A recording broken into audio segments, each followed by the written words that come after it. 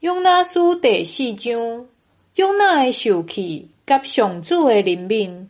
永那对这个代志真无欢喜，非常受气，就对上主祈祷讲：上主啊，我也未走离本国的时，敢毋是有安尼讲，我赶紧要走去他死，是因为我知你是有恩典的上帝，充满怜悯，袂快受气，有丰盛的慈爱，会改变心意，无要降灾祸。上主，归去互我死死咧，我死比活地较好。上主应讲：你安尼受气减得。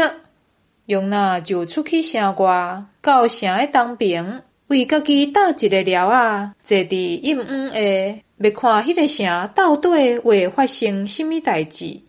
主上帝安排一张鼻膜，互伊发觉比永那较悬，最阴暗遮伊的头壳，互伊免艰苦。永那因为这张鼻膜非常欢喜。